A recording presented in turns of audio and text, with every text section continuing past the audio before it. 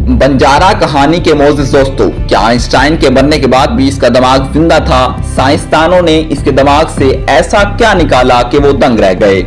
कहा जाता है कि दुनिया के ज़हीन तरीन बाद अफराद की आदत अजीब तरीन और बहुत मुनफरिद होती हैं। मिसाल के तौर पर 1727 में मरने के वक्त न्यूटन 1 करोड़ अल्फाज पर मुश्तमिल डायरियां लिख चुका था, और आप ये जानकर भी हैरान होंगे कि इसने सारी उम्र शादी नहीं की, यानी वाकई वो एक ज़हीन आदमी था। शवाहिद बताते हैं कि सने बलूगत में इंतहाई ज़हीन अफराद और नालायक अफराद में 40% वजह माहौल होता है, क्योंकि रोजमर्रा की आदत इंसानी दिमाग पर खासी असरअंदाज होती हैं और इंसानी सोच की तश्कील और तरक्की में बहुत अहम किरदार अदा करती हैं। और जहानत की बात की जाए तो अल्बर्ट आइंस्टाइन की जहानत के सारी दुनिया मोतरफ है। यहाँ तक कि इसकी जहानत से मुतासिर होकर एक साइंसदान ने बगैर बताए आइंस्टाइन की मौत के बाद इसका दिमाग और आंखें निकाल कर चोरी कर ली। इस वीडियो में हम यही जानेंगे कि इस साइंसदान की आंखें और दिमाग कहाँ हैं और इसकी वो कौन सी अजीबोगरीब आदत थी जिन्हें आज मजाक समझा जाता है। दोस्तों, सबसे पहले आपको बताते चलें कि अपनी मौत से पहले आइंस्टाइन ने वाज़िया हदायत कर रखी थी कि इसके दिमाग और जिस्म को रिसर्च के लिए इस्तेमाल ना किया जाए। यहाँ तक कि वो अपनी आखिरी तदफीन तो चाहता था, मगर वो ये नहीं चाहता था कि लोग इसको पूजने लगें। इसलिए इसने कहा कि इसकी राख को खामोशी से बहा दिया जाए।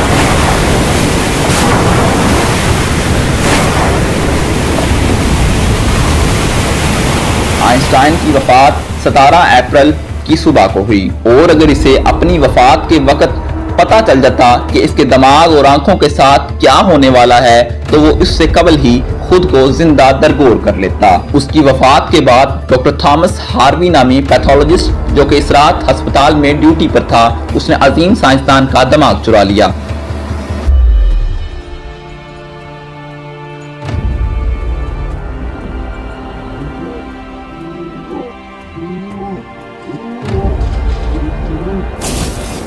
डॉक्टर हार्वी का कहना था कि वो जानता था कि उन्हें ऑटोप्सी की इजाजत थी और इसका ख्याल था कि दिमाग को बाद में रिसर्च के लिए इस्तेमाल किया जाएगा।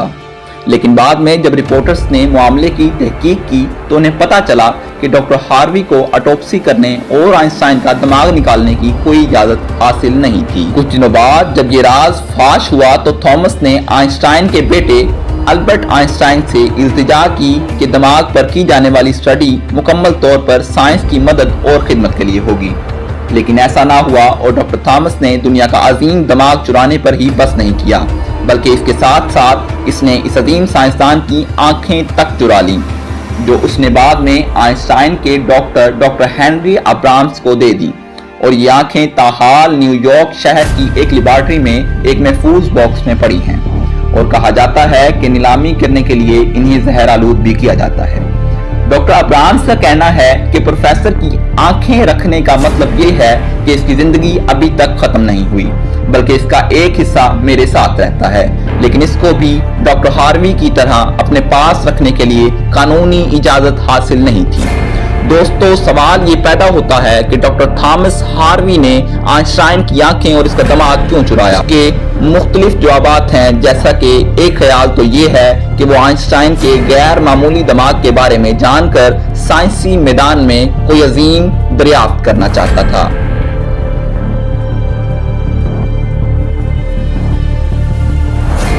लेकिन इसका ये ख्वाब पूरा ना हो सका क्योंकि वो दिमाग का स्पेशलिस्ट नहीं था। एक ख्याल ये भी किया जाता है कि डॉक्टर थॉमस ने आइंस्टाइन के पर्सनल डॉक्टर हैरी ज़िमरमैन के कहने पर यह चोरी की, लेकिन वो दिमाग को अपने घर ले गया और उसके 240 टुकड़े करके सेलुलोज के महलूल में महफूज करके तहखाने में छुपा दिया।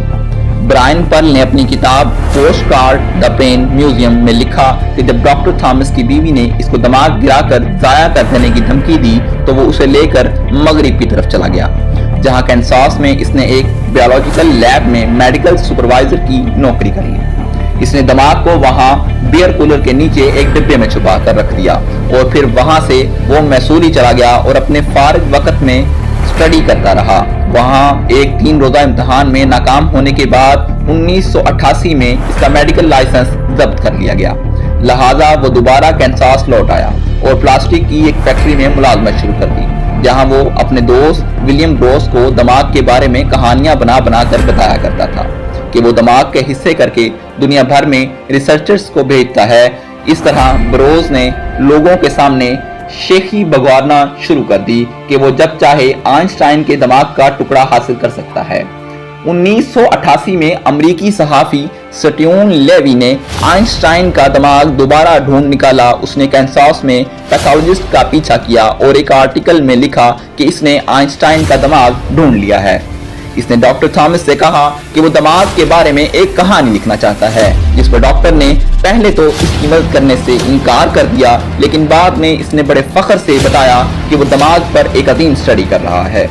लेकिन ये एक झूठ था, क्योंकि 25 साल बाद भी ऐसी कोई चीज मंजरेआम पर नहीं आई थी।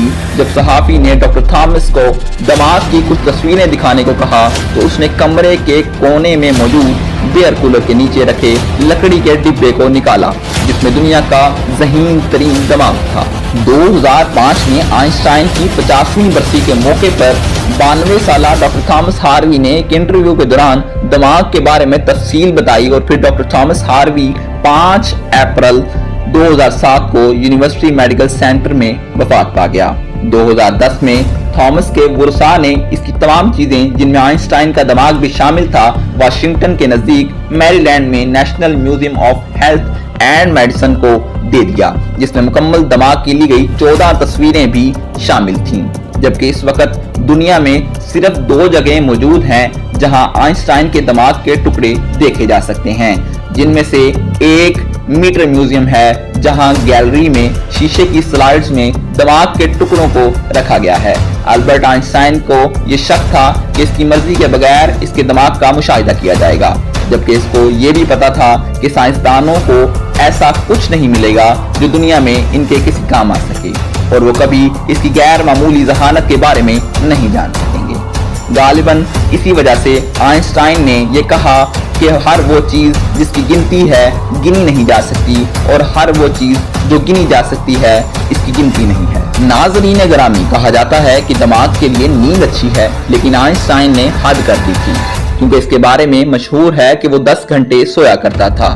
यहाँ तक कि आइंस्टाइन के जहन में मुबैना तौर पर इस वक्त नजरिया अज़ाफियत का ख्याल आया जब वो सो रहे थे और ख्वाब देख रहे थे कि गायें बिजली से हलाक की जा रही है। इसको मद्देनजर रखते हुए एक यूनिवर्सिटी में नींद और जहानत पर 1.5 दहाई कबल एक तजर्बा किया गया था, जिसमें रजाकारों को मुख्तलिफ खेल सिखाए गए, और इस दौरान मालूम हुआ कि जो रजाकार ज्यादा सोए इन्होंने ज्यादा जल्दी सीखा। एक और हालिया तहकीक के नताइज बताते हैं कि औरतों में रात की नींद और मर्दों में कैलूला जहानत और मसाइल को हल करने की सलाहियत को बढ़ाता है। यही वजह है कि आइंस्टाइन बाकायदगी से कैलूला करता था। कैलूला दरअसल दोपहर की नींद को कहते हैं। आज से 1400 साल पहले नबी मुकर्रम सल्लल्लाहु अलैहि वसल्लम भी कैलूला किया करते थे, इसलिए ये एक सुन्नत भी है जिसे मुसलमानों के साथ साथ हिंदू, सिख, ईसाई, यहूदी सब अपनाते हैं।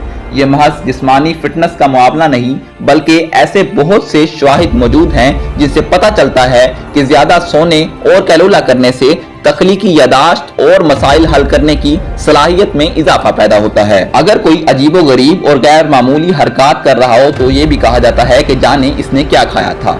यहाँ सवाल ये पैदा होता है कि आइंस्टाइन क्या खाते थे और इनकी खुराक क्या थी।